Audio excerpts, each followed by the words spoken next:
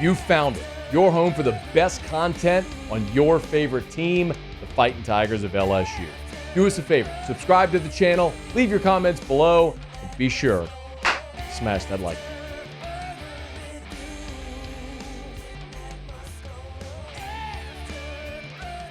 It is LSU spring football practice, although it might not feel like it because they've been on spring break this entire week. Like, I understand why Brian Kelly does spring practice the way he does, having spring break in the middle because it lengthens it out and all that. But, man, they were back in our lives for two days, and then they were just gone for a week. It's like a cruel tease. But they will be back on the practice field this coming Tuesday, March the 19th. So what can we expect? Let's talk to Bryce Koon from 247 Sports to find out just that. Bryce, we appreciate the time. How are you?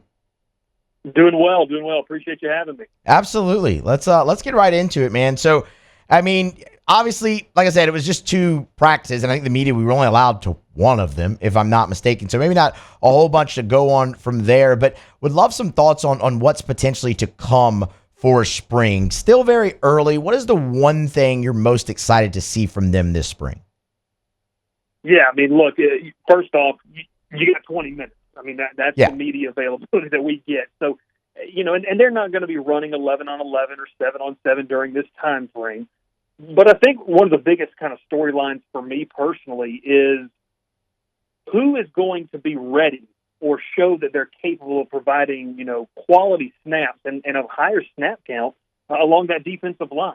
That was one thing that I really tried to pay attention to last week as we just kind of got a chance to look at how Bo Davis worked with the group. I will say this, and for a lot of the media that was in attendance, we all kind of walked out saying this defensive staff is a tad more vocal, a tad more expressive in how they coach, and I think that's a good thing.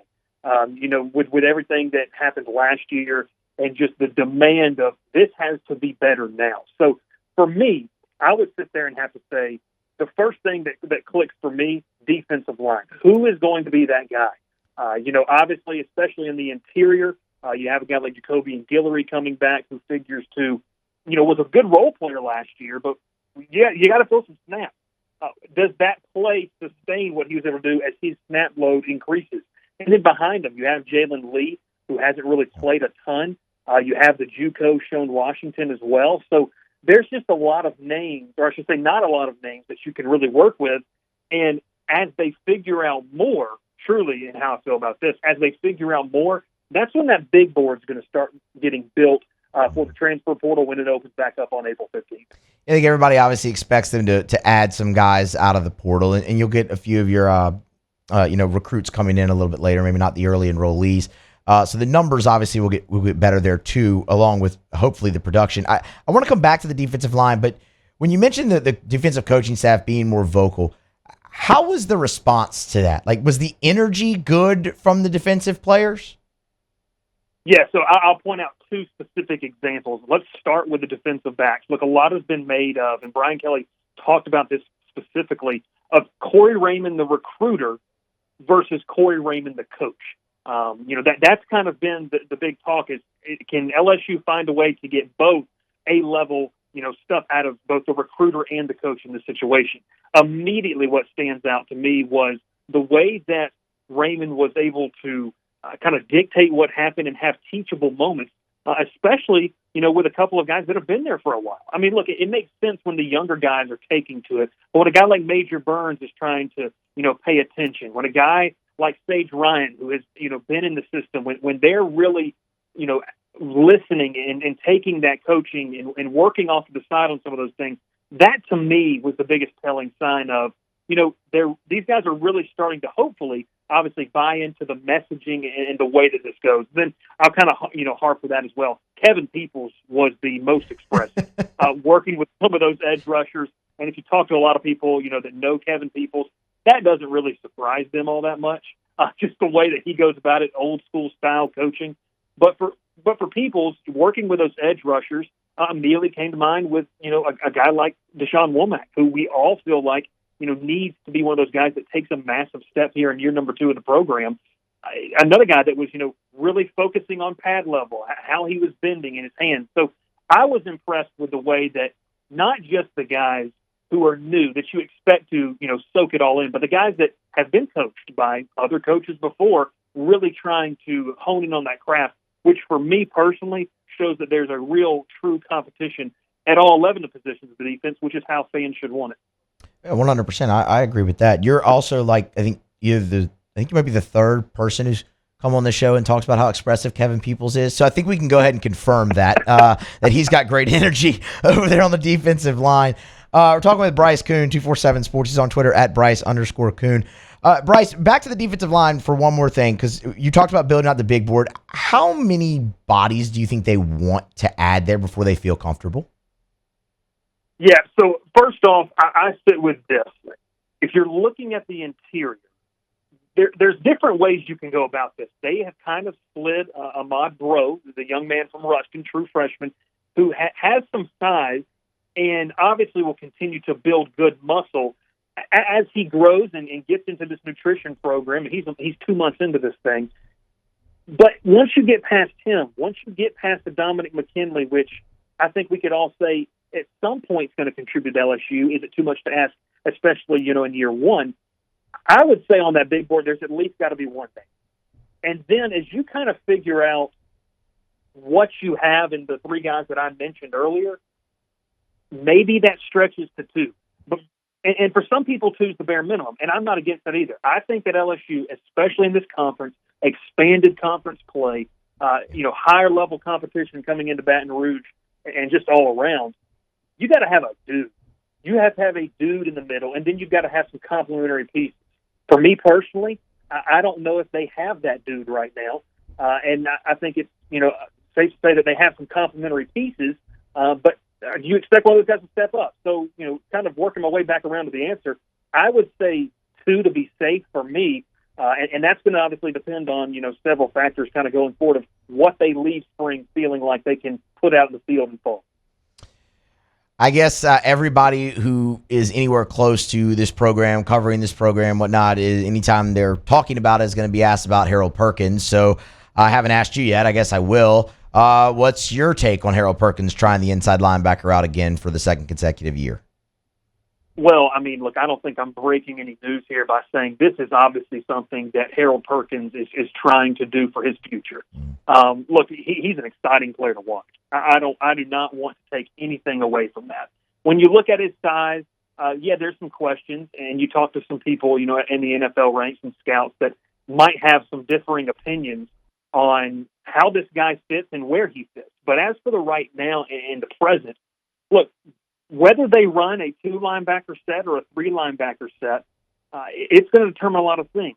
If you don't, what we just talked about, if you don't have the defensive line to be able to stop the run, it's not going to bode well for you to have a guy in Harold Perkins unless there's a massive, increase in his ability to play against the run in between the tackles.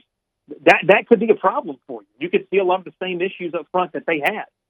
So for me with Harold Perkins, yeah, that's cool. Let him play that. I would personally feel more comfortable. And look, I'm no football guru in the sense of, X's and O's. Maybe if you go to a 3-linebacker set, and we're talking about a situation where you have a Greg Penn and a Whit Weeks that can be those run-fit guys and play athletically, to their talent, but then kind of still put Harold Perkins in that rover position, which might honestly be the best spot for him. I will say this. I do have confidence, just from talking with people and just hearing some things, that Blake Baker has a legitimate plan for Harold Perkins. And I'll say this. I think that last year with the previous staff, the previous regime, there was a lot of, well, he's just the best player. He's going to go make plays. I don't feel like there was some serious scheming to put him in the best position, and I don't think that's breaking news either. But they're going to have to figure this out. The worst-case scenario is you get 3 or 4 games into the season, and we kind of felt like we did last year where, yeah, he's putting up some numbers, but those big plays that we saw in year one, they're just not there. And that's who he can be. Talking with Bryce Koon, 247 Sports, getting some thoughts on LSU spring practice. They return, I should say, to the practice field on Tuesday, this coming Tuesday. I could sit here and probably talk to you about the defensive side of the ball for the entire 3 hours that this radio show runs. But let's, for the sake, shift and get a few in offensively. I want to start at running back because it's weird. You go back to this time last season, and it's, man, who are they going to give the ball to? They got so many guys. How do they give the ball to all of them? And you come back now, and it's, okay, well, who are they going to give the ball to? Because there's not many there right now. I mean, Logan Diggs transfers out. You have a couple other guys leave. Trey Holly's dealing with his situation right now. And you look out there, and you're thin. So what are your expectations for the running back room this year at LSU? Yeah, I mean, you just kind of nailed the head. We were talking about it was 8 guys deep last year. I mean, look, there's going to be a trivia somewhere, and I don't want to say any certain restaurant because I'm not sure of your full sponsor list, that's going to say, hey, who had the first touch as a running back in 2023? And a lot of people are going to forget it was Trey Bradford in that Florida State game. So, there was just a host of names to go with. But for this year, a couple of the biggest questions. Look, LSU, teams, across the SEC, fans anywhere, they know what they're going to get out of Josh Williams. You're going to get a selfless guy who is going to play for the betterment of the team. He's going to lay some fantastic highlight blocks. And he's a guy that you just know what you're going to get out of him. After you get away from that, the biggest question last year, and fans wanted to see it, is why haven't we seen more Caleb Jackson? And per Brian Kelly, the biggest thing was he's got to continue to grow in some ways that is not just the great athlete that he is. And that makes a lot of sense. Look, playing running back at this level, you have to be able to block. You have to be able to understand, gaps, and especially in this kind of new run system they might be trying to use in more of a zone run. So Caleb Jackson's going to be good because he's just that good of an athlete and he's a great football player. But I'm looking for the maturity of sense of, understanding what he's doing, not just relying on that innate God-given ability, which I think that he's, well on his way to doing. After that, like you mentioned, you're talking about non-scholarship guys. This is another situation. Look, we know Frank Wilson does not like to roll into any season with honestly less than 4 guys. Like, that's just kind of been his calling card. Last year, missing was 8. I think that you're going to see them at least go get 1 guy in the portal. After that, you're going to have Caden Durham, who a lot of people feel can contribute. You wouldn't necessarily want to force feed him into situations that he's uncomfortable with, and we know Brian Kelly likes to play veterans. But I think it's going to be 1 veteran addition through the portal, and then you're going to have a situation where Caden Durham comes in. You'll have the 2 young guys in Jackson and Durham, and then you'll have portal addition in Josh Williams. But once again, look, the transfer portal is crazy. They are going to have a specific fit, a guy that understands that this is going to be running back by committee. This is not coming in to be RB1. And that's kind of a hard thing to pitch to kids. And, some of the reason why LSU missed out on some of the guys that went elsewhere in the portal, not just at running back, but elsewhere, because it's a specific need. You could look much like they did at quarterback with bringing in A.J. Swan. Last one for you here, Bryce. Your time very much appreciated. Just kind of an overall expectation for LSU's offense. I mean, they're replacing Malik Neighbors. They're replacing Brian Thomas. They're obviously replacing the best offensive player in college football and the Heisman Trophy winner in Jaden Daniels, and nobody's really talking about it. It's just, Garrett's got this. You're gonna pass along, and you're gonna keep rolling, which is patently absurd to even think about, considering the history of the quarterback position at LSU. I love it, but it's just weird to be in that spot. So, I mean, are you kind of in that camp that they're going to keep rolling here this year on offense?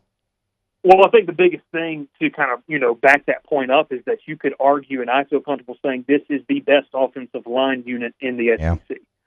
They're going to, it feels like, insert DJ Chester. That's a guy that I had a lot of experience watching, back when he was in high school in Atlanta area. So they're going to have, you got the 2 NFL tackles they got over there. You have guards that feel like they could carve out a nice role at the next level. So that's going to be the biggest calling card.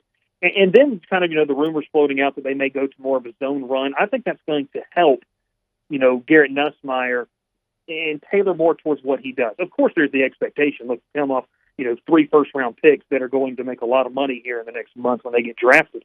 But outside of that, it's going to take guys stepping up at the wide receiver position.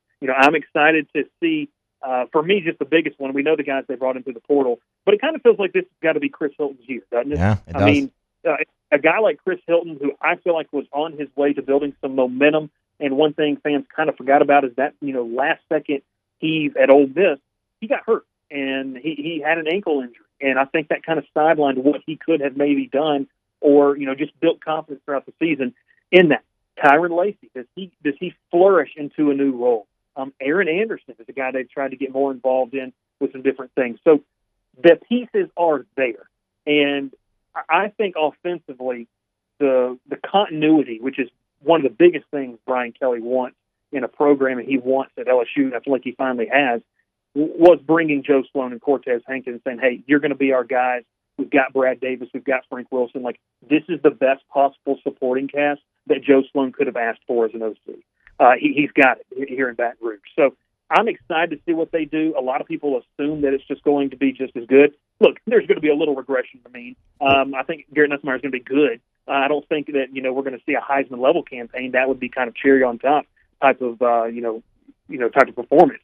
But outside of that, man, I mean, look, this can be a top 15, top 10 offense. The pieces are there.